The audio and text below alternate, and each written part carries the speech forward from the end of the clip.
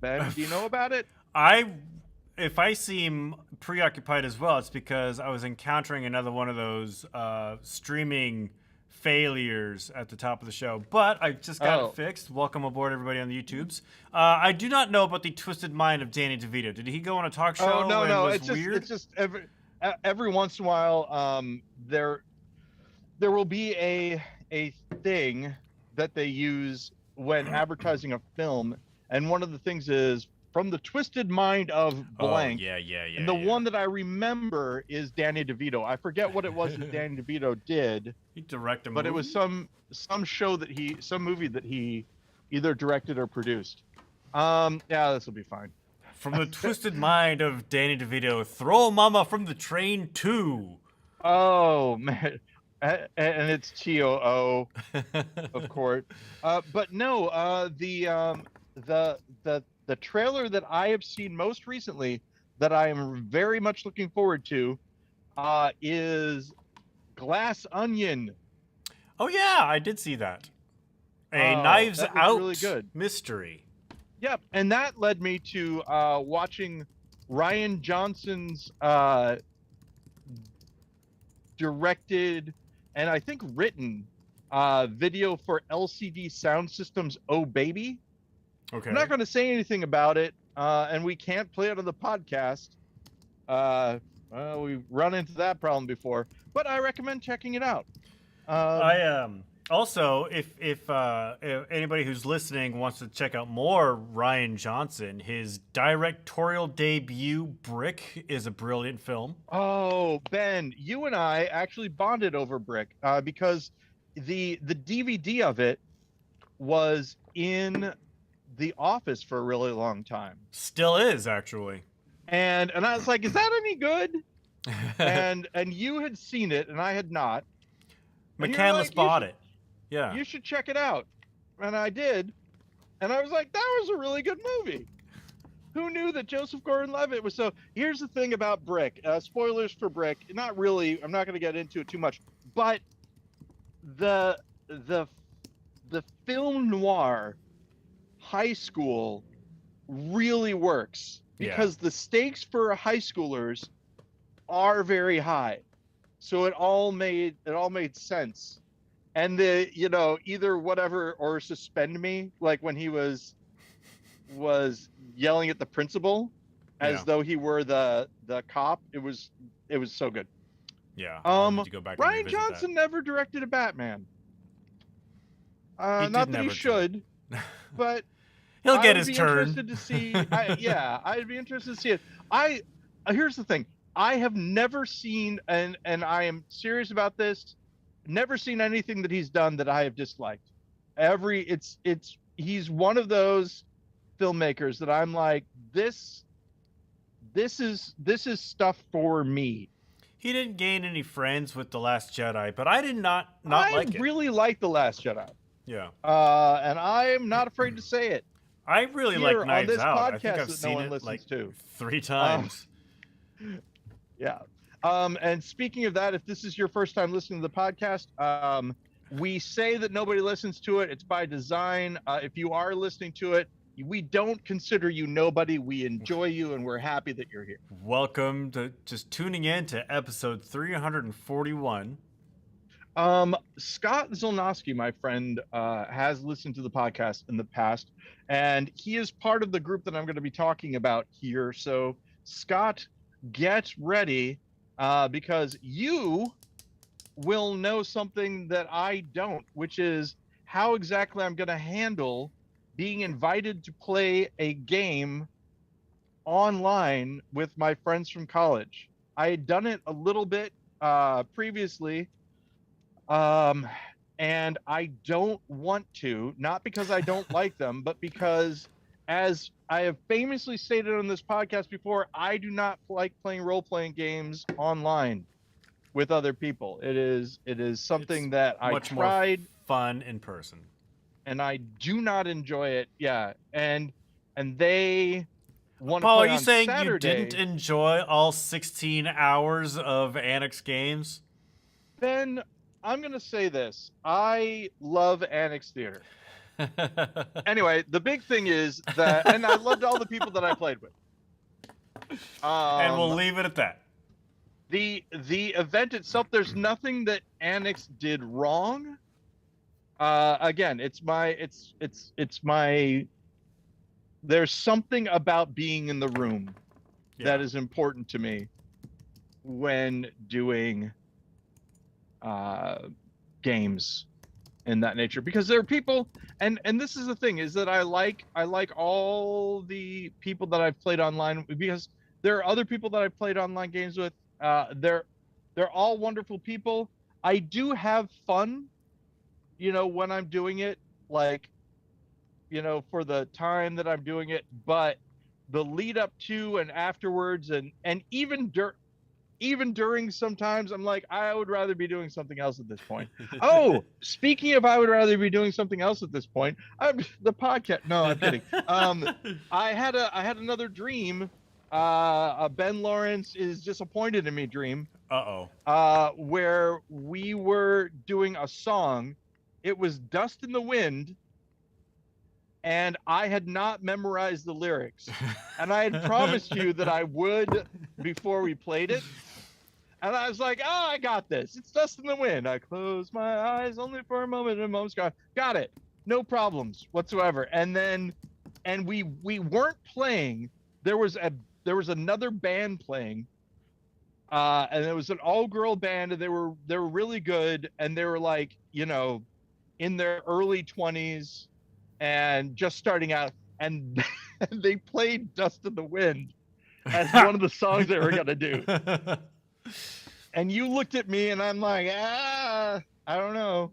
What you gonna do? Well, I mean, that's based in reality. That was always, for whatever reason, that was always a fear of ours at Spin the Bottle, is that somebody who was before us was going to do what we were going to be doing, regardless of what it was, but better.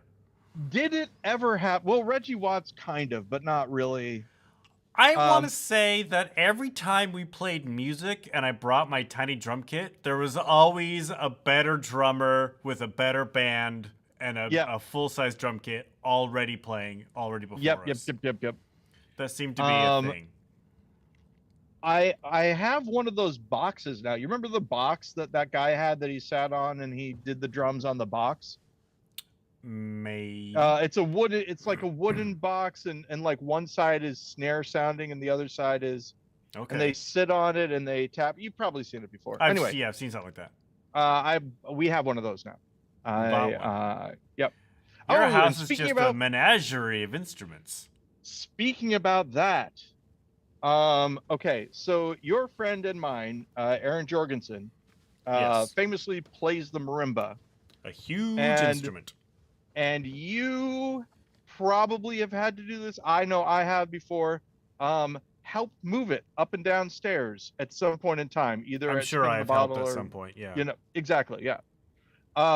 So Betty is a percussionist, and plays vibes, which is similar.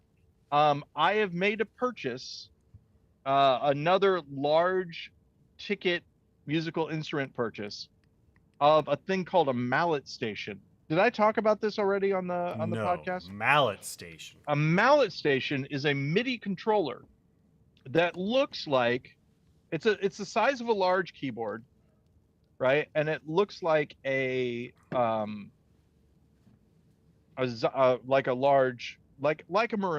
kind of, and you plug it into like your phone or an iPad or something of that nature, and then you bring up GarageBand. And the way I've got it, I've got headphones hooked into speakers, which are hooked into an amplifier. I'll explain why I have that set up in just a second. But so it doesn't make any noise itself, right? But you hit it with a mallet like you would a xylophone, marimba, or whatever. And the information that it passes to GarageBand is all about the velocity and the force that you hit it with and all that.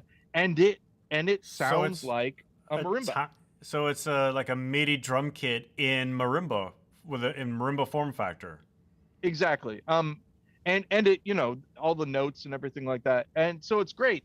And I got it for Betty so that, you know, she can practice it at home. Did you though, It's or did you get it for you? well, here's the thing.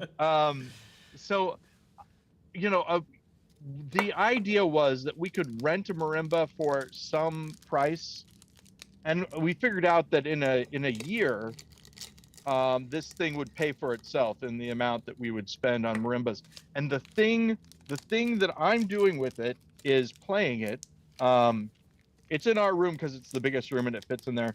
But here's the big thing. On GarageBand, you know, there's arpeggios that you can do.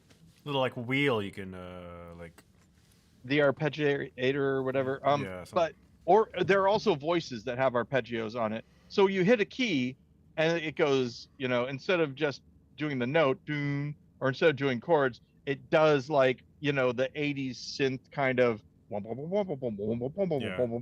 And so I've been doing that. Time too, yeah. Yeah, I've been doing that. I've been playing songs, you know, just hitting one note at a time, letting the arpeggio do it, and it's great. It's fun, and I love it. How big is this thing? About the size. All right. So okay.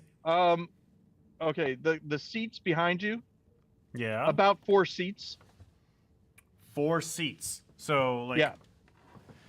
That entire row right there. Well. Yeah. 1, maybe 2, 3. Maybe. Yeah. 4. Maybe 3.5. Somewhere between 3 and 4. Well, what the people in the stream see, it cuts off right there. So, Yeah, about that size. About the size of the. The heck am I looking at? Yeah, right. Yeah, you got it. It's pretty big. Yeah, it's again, it's a for those who know, it's like a 3-octave marimba size. But anyway, I love it. I love it. I love playing it. It's a lot of fun. I like playing it more than playing a keyboard. Oh, really? Yeah. For sure. So much so that if she ever moves out and takes it, I might get another one just so I have one. Disown her and take it back. No, absolutely not. Mine. I'm taking back the mallet station. I'm pretending that I'm a king. Hey, I bought it. Kings, I own it. I control it. Have you watched either House of the Dragon or The Rings of Power yet? I have seen. I am up to date on House of the Dragon. I have not seen any of the Rings of Power. Rings of Power apparently cost $1 billion total, something into that. Jennifer made this point, which is that's too much. I was like, well, it's split between her. She's like, doesn't matter. At some point in time, you have to be saying we're spending too much money on entertainment. In this instance, it is the higher than the GDP of a lot of countries. Inflation, man. No, but it's also like it is being financed by, I'm assuming, Amazon, which is one of the richest companies on the planet. Yeah. Like this is, I'm not going to go so far as to say $1 billion is a rounding error for them, but it's certainly something that they can afford. So I have to tell you something about House of the Dragon. Spoilers for House of the Dragon. Spoilers for I'm putting that in the show notes. Okay, so so the guy's wife dies. Wait, what? Childbirth. No. Yeah. So the guy's wife dies in childbirth. Episode 1. Yeah. And the other guy says, you know, why don't you go and see the king to his daughter, right? Who the king eventually marries. So we see his. So the daughter of the hand, the hand of the king. The hand of the king tells his daughter, "Go comfort the king." Yes. And do you remember what he's doing when she comes to visit him? What the king is doing? Yeah. Yeah, he's like working on his little city model in his bedroom there. So she walks in, he's working on his model, he looks at her, and Jennifer and I say in unison, in the same voice, "I'm working on my models." And is that from something? It was a no. No, it was just what he was doing and the look at it. So it was a very, very wonderful bonding moment. And I have to say, that he is doing that. Patty Constantine, Patty I believe. Considine. Considine. Constantine. Patty Yeah. Constantine is one of that guy. Hey, it's that guy. He's been in a lot of different shows as a lot of different people. Have you read Fire and Blood? The book this TV show is based on? It's called Fire and Blood, right? I suppose so. I've read Song of Ice and Fire. That's the only thing I've read, which is what Game of Thrones is based on. All right, so I'm just getting nervous because I don't know the book this is based on, and we are going so fast. Like, so much time passes between each episode. Yeah. I just get nervous for these characters that they're gonna do that Game of Thrones thing, right? Where Sean Bean gets killed off at the end of season 1. Yeah. I fear that Patty Considine's not long for this TV show. Oh, well, here's the thing. The one thing I do know from reading the books for A Song of Ice and Fire, the fact that he got cut by the Iron Throne means he's not fit for it. Is in a bad sign. And how long it takes him to kill that. And this is. Oh yeah, the stag, the hearts, the white heart. This is the thing that George R. R. Martin does really, really well. Same thing with Sam Tarly or whatever his name is. Sam Tarly. You got your Lord of the Rings in my Game of Thrones. Yeah. Hey, they changed it. I've been doing all this. I've still been doing a lot of the AI artwork stuff, which is mashing up a lot of stuff. That's part of it. But the thing with Sam and the thing with this king and all that, he does a good job of doing this if you have your mind about you, which I do when I'm watching this, because you're like, oh, this guy sucks. I hate this guy, whatever. It's sometimes how you feel about Sam as well in Game of Thrones. They are the closest thing to us, the people watching it. Sam's a very relatable character. Yeah. Right. This guy's out of shape. He can't do anything. Most of the people watching it, this exploded. I think I remember this before. I've mentioned this before. Back when I was on TikTok, this guy who I like, named GM Jordan, made the statement that if you were a D&D character, your stats would be average or below. There's no one who has an 18 intelligence, that kind of thing. I submit that there are some criteria that someone involved in Dungeons and Dragons early on made to figure out, what your stats are. And there are some people, like, I think, for instance, Jason Kovacs. Wait, Jason. Yeah. I mean, I think he goes by both names, Jason Kovacs or Jason. His author's name is Jason Schmidt. That's what I meant, Jason Schmidt. Yeah. So he might, it's Stephen McCandless too, might have strengths that are higher than average, right? They're big guys that can lift stuff, that sort of thing. They'd probably complain these days just self-effacingly about their back or whatnot. But you have a point. I see your point.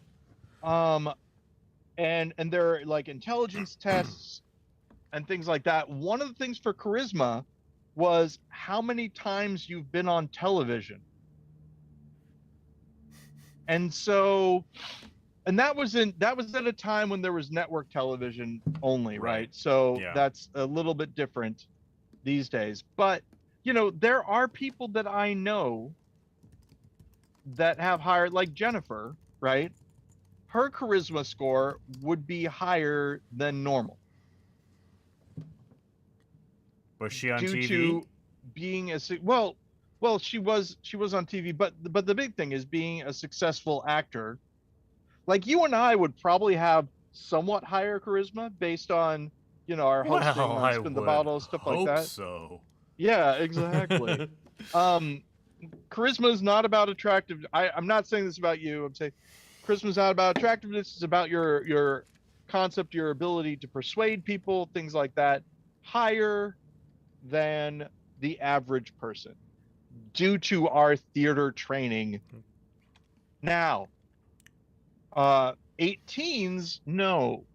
20s, no. That supernatural ability and stuff like that, not within the realm of the normal people. But anyway, so he mentioned that. He said that. He said, you're not going to be.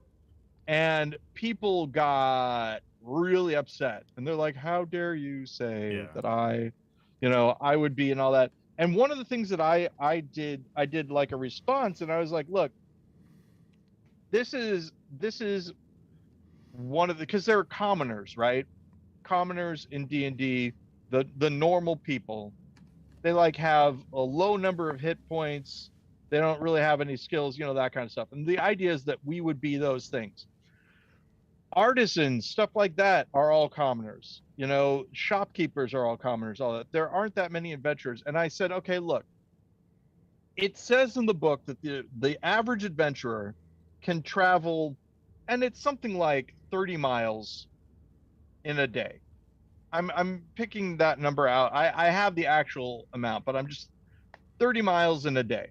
Like with a car? No, no, walking. I know, I know. And I said, so just do that. Just walk for 30 miles, and then yes, you can say that you'll be an adventurer. Yeah. And I was serious. I wanted people to try it, but nobody did, which is fine. But yeah, I mean, there was like, I'll give you another example of just something that people don't do, but they could. When I moved back to Illinois, Andy picked me up. Andy, friend of the podcast, Andy. Uh, and I said, you know what I've never done? And he's like, what? I said, counted to 1,000 out loud. And he goes, well, why would you? And then I just did it. And I think I am one of. How long of a ride from the airport was this? Oh, this wasn't a ride to the airport. We were just driving around town. Okay. But it took a good amount of time. It took a large part of the drive. And it became funny, like reading the phone book can be funny. I'll admit to doing that as I'm trying to fall asleep. It's not out loud, but yeah, like late night trying to fall asleep, you just, Well, and that was part of my point, is that you can count in your head, but actually counting out loud to 1,000, I don't think a lot of people have done it. I think that I'm going to say maybe 10% of and not job related either, recreationally. I think that would be a hilarious running joke at like a spin the bottle. Is you just go out there like very Andy Kaufman-esque, and you just start counting until basically you get kicked off. Yeah. And then you remember where you were next month. If you get to come back next month, you just start from where you were and just keep going. That's great. And Ben, we would do that. It'd be great for 60 seconds max, actually. Oh, yeah. Even better. I'd do it. Yeah. If you and I were still around in a 60 if you and I were still around, you know what I mean? Yeah. And 60 seconds max was still happening. Hey, speaking about which, what is the masking situation in Seattle now? Is everybody done, or are they still doing it? Our governor just like today rescinded all the COVID restrictions for the state. There are a number. I mean, you don't have to mask. All the buses say masks recommended. Yeah. I haven't been to a place where they've required masks. I have been wearing my masks inside. And this is actually my question, not so much about laws, but just people in general. Like, is it 50-50? Is it Oh no, it's less. Mask wearing is less than 50%. Even here in Seattle, it's less than that. I'd say, The reason yeah, I'd say like the reason I 30, mention it 25, 30%. is that here in Edwardsville, Illinois, I am usually the only person wearing a mask now. I went to visit my parents in Yelm, Washington, which isn't that far away. It's about an hour and a half south of here. And I went to the Safeway to pick up something. And yeah, I was the only one in the entire store. Now, I had an experience today that I appreciated. I had to take my car in to get fixed. And when I walked into the service bay, I had my mask on. And whoever dealt with me put a mask on. Oh yeah, Like, they weren't wearing masks, but they saw that I was wearing a mask, so they put a mask on. I noticed that somebody yeah. I've else had that happen to me. was getting taken care of. They weren't wearing a mask, and neither was the service writer. However, Ben, I will also say this: I had an experience that I did not enjoy. I was mocked at the Best Buy by customers of the Best Buy because I was wearing a mask in By the Best customers. Buy. By customers. Oh, look, a scaredy cat wearing a mask. Exactly, Ben.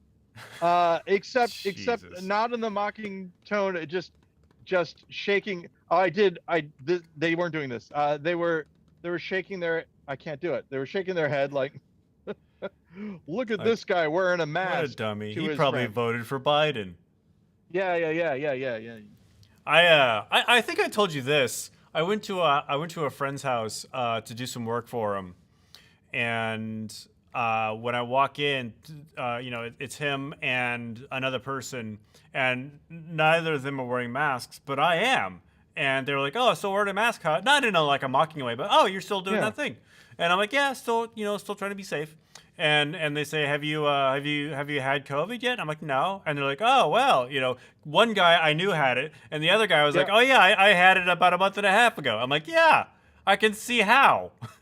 Yeah, exactly. And this, Ben, this is exactly the same way that I am about it. Here's the other thing: since wearing masks, I did not get the flu. I did not Right. get in this winter. I did not even get like that much of a cold at all.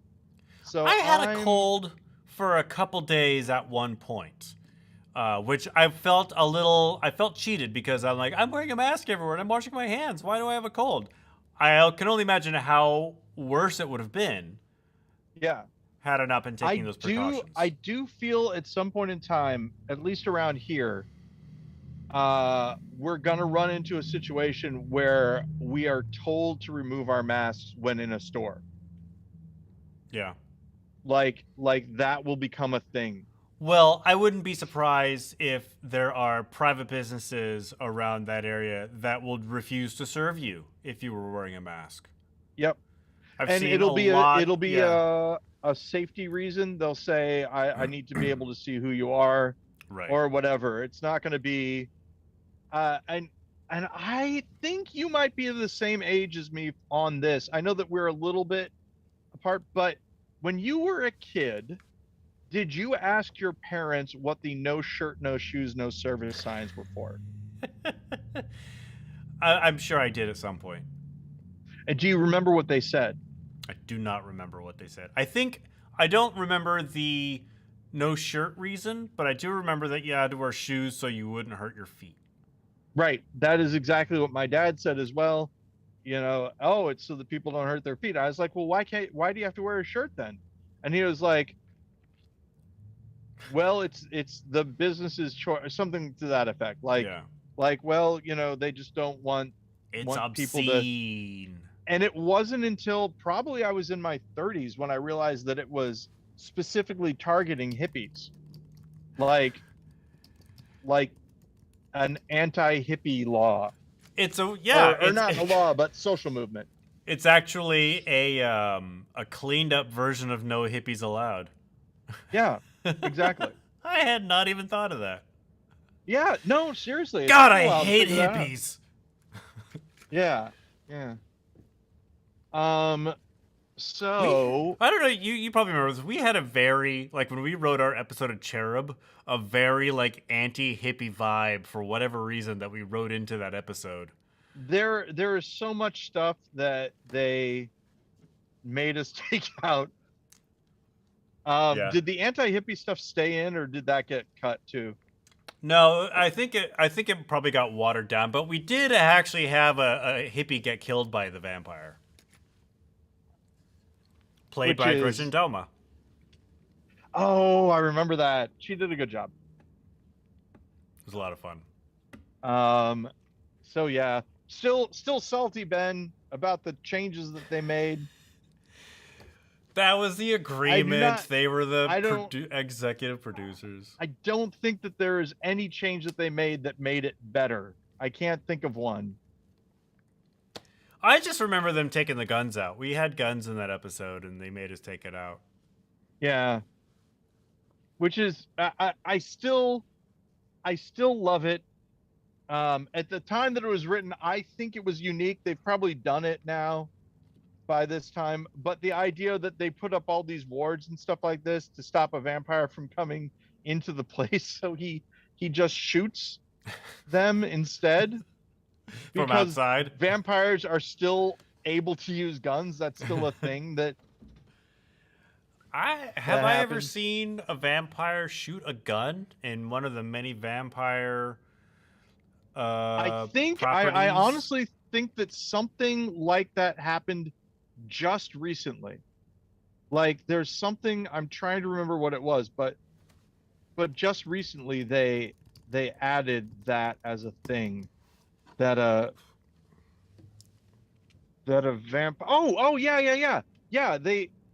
they did it in, I believe they did it in Day Shift just recently.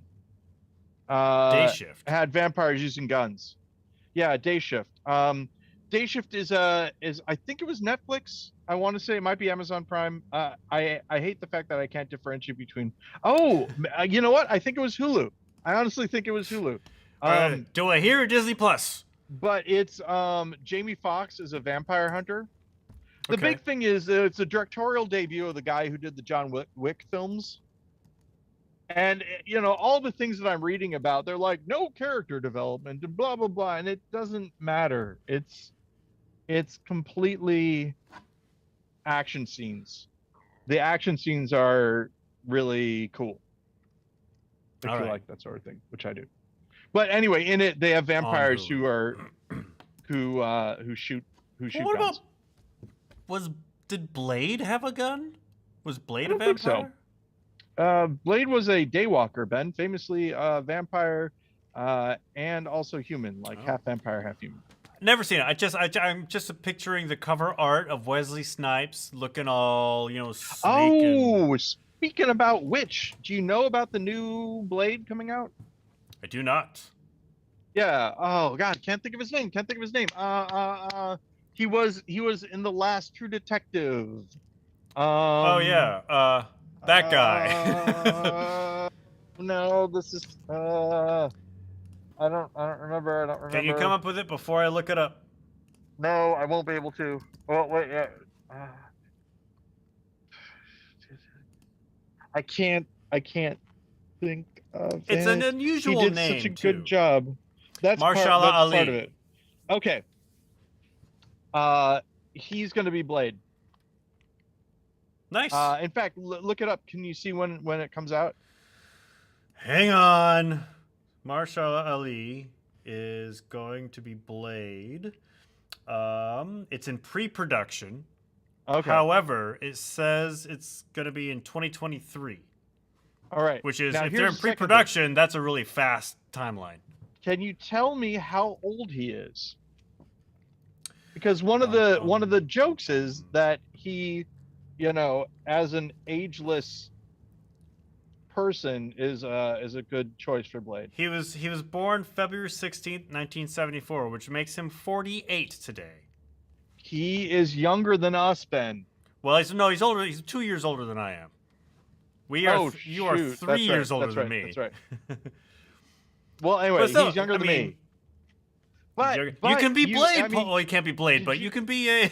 Did you see him in True Detective 3? You know what? I think I started watching it, but I didn't finish. I have seen at least like the first 2 episodes. It is really good. The middle True Detective I didn't like that much, The Colin but Farrell. yeah. The first one Although I with like Matthew McConaughey and Woody Harrelson, I really, really loved. And then when I saw that Mahershala Ali was going to be in like when the middle one with like, Colin Farrell and I can't remember who the other boring white person was. But yeah, I think I watched the first couple of the season 3 of True Detective and for whatever reason didn't watch. I do hear that there's going to be a number 4 coming out, a 4th series. Who's the guy in Swingers? That's the other guy from True Detective. Oh, Vince Vaughn? Vince Vaughn. Vince Vaughn, here's the thing. I think that Vince Vaughn can be good.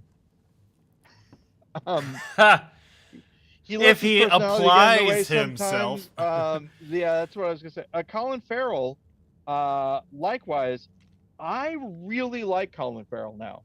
I didn't for a while, but he kind of won me over with his personality and like interviews and stuff like that.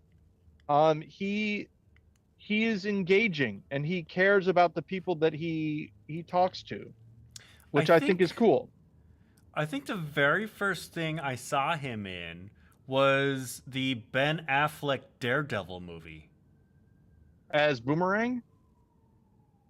I think that's who he is. I'm looking it up right now. Was it Boomerang? Captain Boomerang? Bullseye. Bullseye. Sorry, my mistake. Similar that was thing. But yeah. He was great in The Lobster. I thought he did a really good job. I've heard a lot about it in Bruges. I haven't seen In Bruges. Oh, Ben, you should see it. And I think they're making a sequel now. Ooh, he plays Quaid in the Total Recall remake. Yeah, it was all right. I stopped watching it though. It wasn't it was all right. I couldn't finish it. Yeah. They just changed a lot from the Schwarzenegger version. See you at the party, Rector. So he's the Penguin in the Batman. Yeah, does a good job in that as well. Barely recognizable. Apparently, I have just been on a Colin Farrell boycott because I have not seen anything else that he's done aside from being Bullseye in Daredevil. There's a movie that came out just recently that I've been waiting to get on a streaming service. But it might be there already. About a family who loses their robot, like their android, gets decommissioned. It gets decommissioned and they don't lose it, like, the androids on the back of a milk carton. Have you seen this robot? Right. It doesn't. It stops working. I don't remember the name of it, but Is this another Colin Farrell joint? That's why I mentioned it. Yeah. The only thing that I saw was like there's an opening sequence that's just crazy and great. Basically, and with no explanation, right? No explanation about what's happening. Spoilers, I guess. For whatever the clip that I saw, it just threw you in. You don't know what's going on, and it's families competing in a dance competition in their living rooms. And Colin Farrell's one of the people in the family. So it's pretty good. I don't know if you can hear, but Edward has done this thing where he starts barking all the time, like nonstop forever. It's not just Betty now. It's everything. No? And it took me a long time to figure out what it is. There's construction going on my street. And he can hear it even when we can't. Yes, he is a dog. So that is what is going on. And I wish that there were a way to communicate with him and say, "Hey, man, we know." Just call him over. Just hold him. Tell him it's okay. Yeah, exactly. That's what I do when I'm not podcasting. Let's see, what else? So I am a big fan of. Oh, what's happening? So Drunk has joined us. Welcome back, Drunk. Hey, hello, Drunk. He Drunk is says, one of the few people that watches our live streams. and Only people? Maybe the only person? and actually contributes. He says, just saw Marvel's Morbius on Netflix. One of the worst movies I've ever seen. That's it's a Jared Leto joint, I believe. It is. Yeah, and I've been intentionally avoiding it. I've heard nothing but terrible things from the Reddit community about this movie. It is a common punching bag amongst users of that site. Oh, hey, Drunk, by the way, famously on this podcast, St. Louis native, not native necessarily, living in. I don't want to guess where you actually are from, and don't dox yourself if you don't want to. I wanted to tell Went dark there for a tell sec. you, Ben. Now Drunk has in the past set me straight when I said that there are nice things about St. Louis. But well, you try to be nice, Recently, we did two things that I really had a good time with. One was we went to the Foundry, which is this food place that's full of these pop-up eatery places, and I ate at this place called Good Day. Good Day makes bowls, and you can choose from all these different ingredients, and they put it in a bowl for you. And I wish that there was one of these in Edwardsville, because I would eat there every day. It's just they have a random mix of ingredients. Right. So you can choose like eggs, rice, or noodles. I think, or something like that. Like eggs, rice, or something, and something as your base. And then you can choose from these kind of vegetables, and you can choose from these kind of proteins. It's like, imagine Chipotle, right? Do I have to? Except not just Mexican food. You have all sorts of different other things. So that was good. I like that. And then I went to the aquarium. And the aquarium is nice.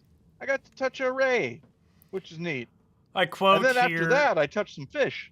I quote here, there's nothing nice about St. Louis unless you love gunshots at 2 a.m. Yeah. But I think you may have sold him. He says that sounds interesting.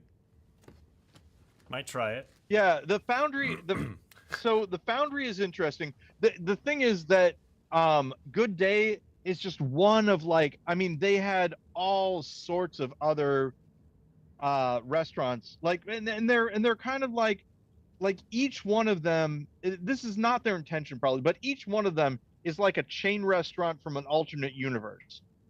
Like you would expect them to have more of these because they're all outfitted with like signs and logos and all that kind of stuff, but they're just there at the Foundry, which is neat.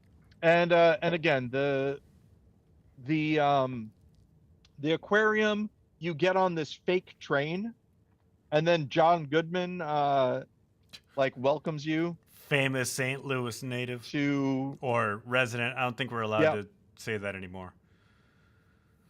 Well, yeah. I made the same. I've been given a talking to when using words like that in terms of non-indigenous communities.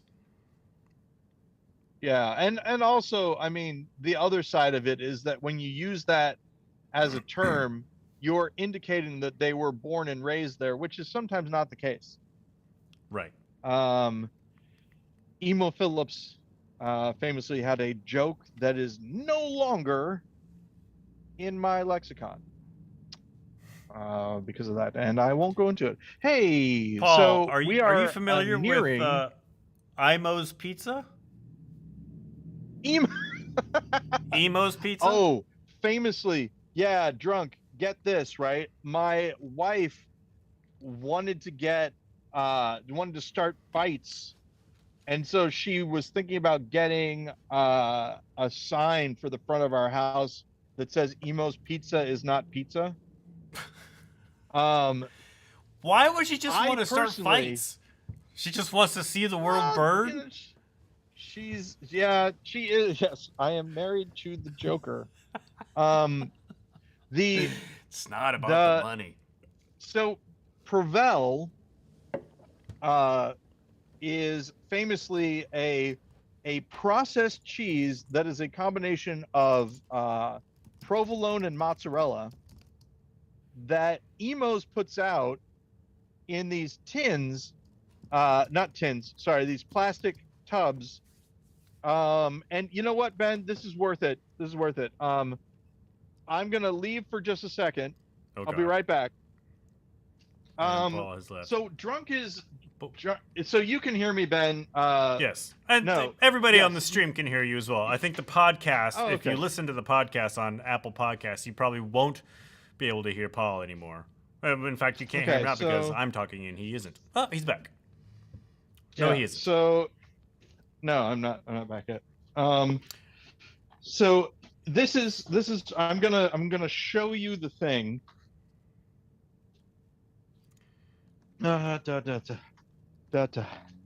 likes Provel, but apparently dated a woman from DC who moved there and hated Provel. Oh, so look at that. Provel from Emos, and I buy it because I like it. Jennifer, likewise, hates it. This is what it comes out like. Looks like a noodle, like an egg noodle. Mm-hmm. I think they press it through a meat grinder or something. It tastes pretty good. It melts weird.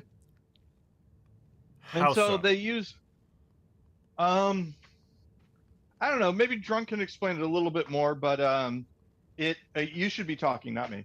Is it actual cheese, like, or is it? Would the FDA consider it a processed cheese food, much like it is Velveeta? It is a processed cheese food, I believe.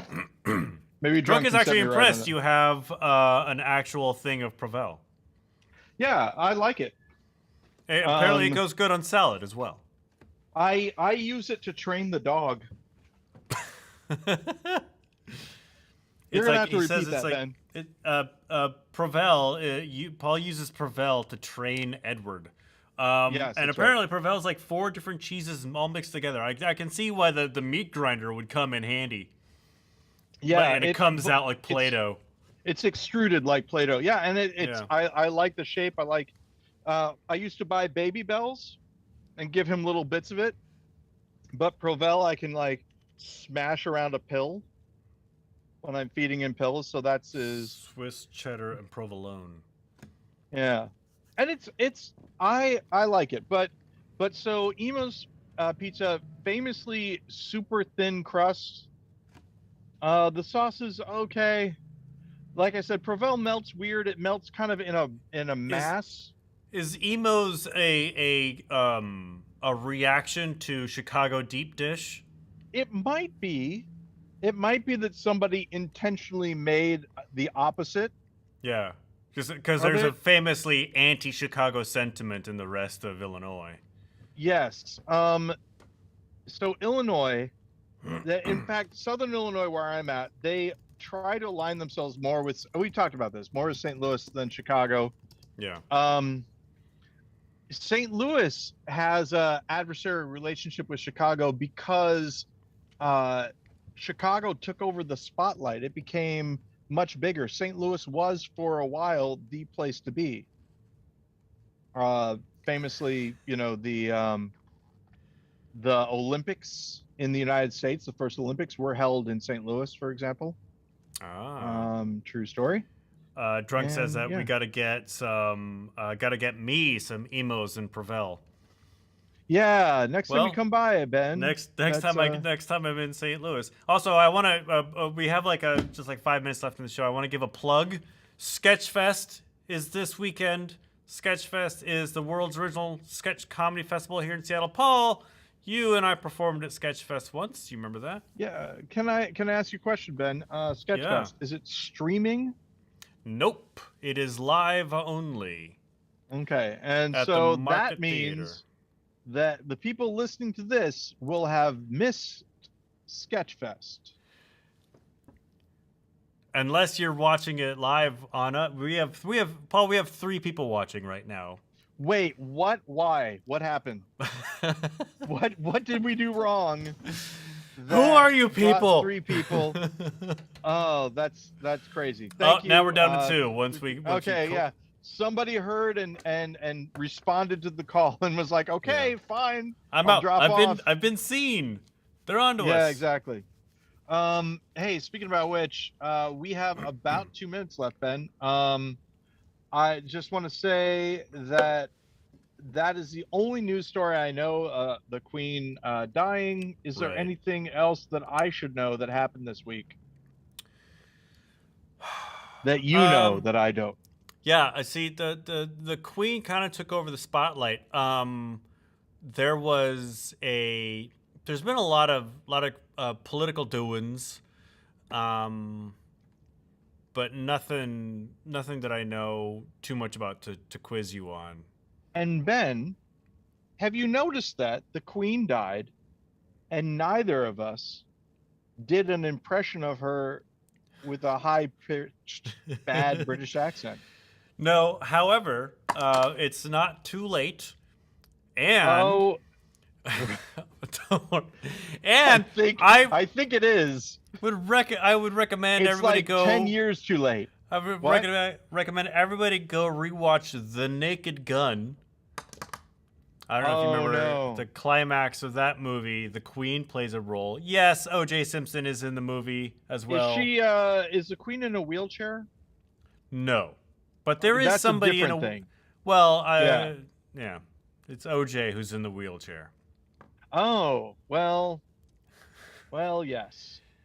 And with that, Ben. And with that, Paul. Let's end on a high note. Hey, you did it! You did it! Does that count as a falsetto British accent? I don't think so. I'm totally gonna count it. 1. All right. Now, all right. We'll start a running count up to 1,000 on the podcast. We'll try to remember for next time. Let's see if we do it. Exactly. And who knows? We might skip a couple of numbers. You never can tell. Just because we forget. Exactly. Hey, all Ben, that's it for the podcast. I want you to do me a favor, and between now and the next time we speak, please keep it wrong. Paul, I wish you a very merry keep it wrong, and I'll talk to you next week.